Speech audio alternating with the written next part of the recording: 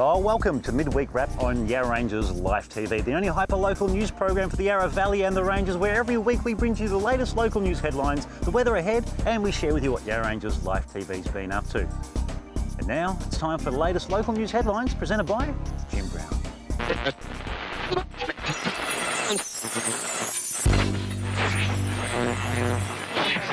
Hi, I'm Jim Brown. Welcome to the Midweek Wrap, the first one for the spring season, and what a beautiful day. And what a beautiful location, the Killara Estate Winery in Seville East.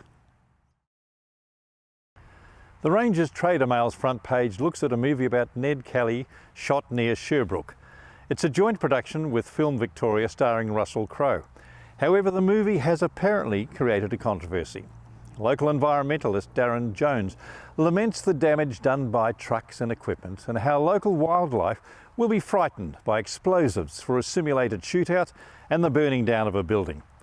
The story quotes Mr. Jones as feeling great sorrow that our beautiful forest is being exploited in a way that is not in the interest of the public or local wildlife. The other side of the story is that the film company consulted with Park Victoria, and the location chosen is a former potato paddock, which will have minimal environmental impact and affecting local wildlife. February the 9th next year will be a time to commemorate the Black Saturday bushfires, which ravaged this whole area, destroying property and claiming lives. 78 communities and local organisations will take part, and the state government has today announced it is contributing $4.4 million to help the commemoration of an event which changed so many lives. There's a website in the story to find out more. With the fire season not far away, the Ferntree Gully Belgrave Mail's front page looks at a teenage firefighter, 17-year-old Amber Johnson, who can't wait to finish year 12 so she can spend more time with the local fire brigade. The youngest operational member in the team, Amber is also the only female and says she loves it and encourages other young people to join the CFA. A fundraiser is coming up later this month, and the Upper Ferntree Gully Brigade needs more recruits. The details are in the story. And the Mount Evelyn Mail's front page, under the headline of Beards of Hope, tells how blokes have grown beards and are now shaving them off as a fundraiser to help parents through the tragedy of losing a child either stillborn or at birth. The fundraiser follows a Mount Evelyn couple, Robbie and Evelyn Ward, who lost their son a few minutes after birth because of a rare chromosomal abnormality. People in the community and more than one support organisation rallied round the Wards when they embarked on a fundraiser to help other parents who have suffered similar tragedies. The stories has details about how you can help the cause. And on page 3 of the Mountain Views Mail and the front page of the Upper Yarra Mail, a story that seems to show that the Yarra Ranges Council and common sense are sometimes far apart. A couple, Jamie Kelly and his wife, bought a 12-acre property at Gruyere in 2012. A perfect rural retreat for their 4 children and a place for their parents to live beside them because the property had 2 dwellings. But in 2016, when the Kellys applied for permission to renovate, the council told them they had no record of a second dwelling on the property, and the Kellys could not prove continuous occupation of such a building and therefore refused the permit. The Kellys were able to produce statutory declarations, electricity bills from 2 separate meters, and an earlier building permit nominating 2 buildings on the site plan, and many other documents to prove their case. But the council was unmoved. Luckily, Councillor Fiona McAllister successfully intervened and moved that the permit be granted. Sometimes bureaucracy moves in mysterious ways, but in this case, common sense won. Well, thank you for watching the Midweek Wrap. Stand by now for the weather.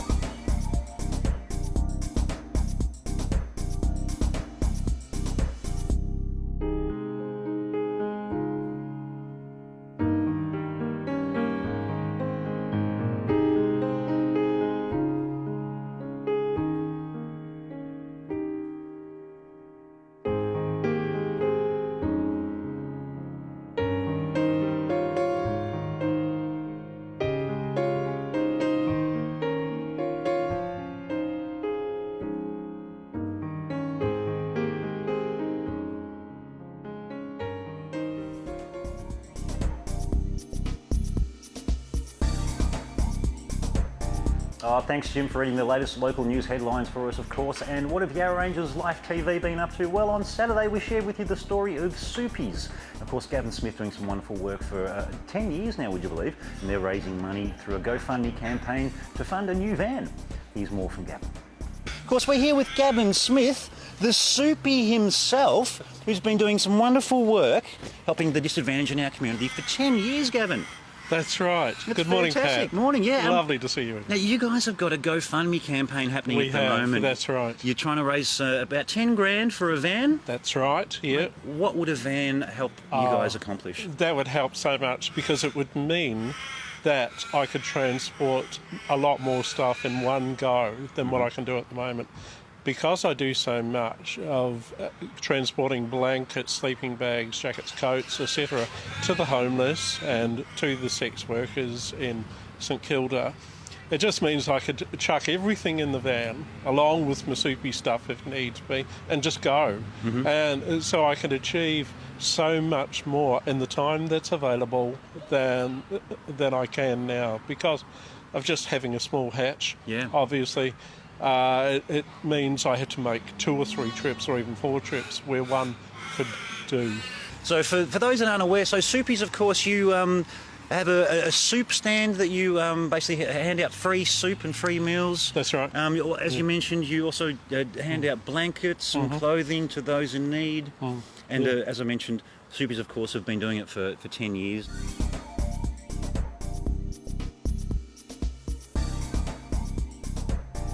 And we also went to the Warratina Lavender Farm, of course, where they're having a wonderful woodworking exhibition. It's running until the 16th of September. And they're raising some money, of course, for the Wandin CFA. To find out more, here's Anne-Marie. We're here with Anne-Marie, and it's the Woodwork Expo. How are you going, Anne? Very well, thank you. Wonderful. Patrick. Now, it's you guys have got so many different events that you host here at the Warratina Lavender Farm on a regular basis, and the current one is this Woodwork Expo. That's right. And I came upon this idea quite a few years ago. I wanted to do something specifically a bit more male orientated. But having said that, we do have one of our exhibitors is a lady, and it's all about wood. So we've got all sorts of items made out of all sorts of wood, handcrafted. A lot of the items are they're wood turning, but also carving. And we have some men demonstrating wood turning on the farm during the exhibition, and we also have a man doing wood carving with a chainsaw. Yes, of course, there's so many wonderful works on display here at Warratina Lavender Farm, and the expo, it starts officially today. It starts today. It runs every day from today through to the 16th of September, including the Tuesday when we're normally closed. And as well as that, of course, we have the tea rooms open so people can have a nice warm soup, something nice and nourishing. Essentially, though, the woodworking exhibition, it's a gold coin donation through the door, and that money is donated to the Wandin CFA.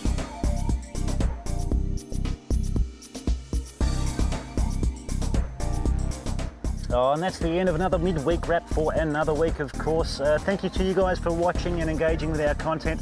How good is this? This is Howard, the handyman, working away here at Warratina Lavender Farm as part of their woodworking exhibition, of course. And that's on until the 16th of September, so be sure to come on down here. Of course, big thanks to everyone involved in this week's production. Mitch, Hatten, cameraman extraordinaire. Danny Field, of course. Jim Brown, thanks for reading the latest local news headlines for us. I'm Pat Boucher. As always, we're living, we're loving, and we're sharing life in the Yarra Ranges and beyond, only on Yarra Ranges Life TV. See you next week.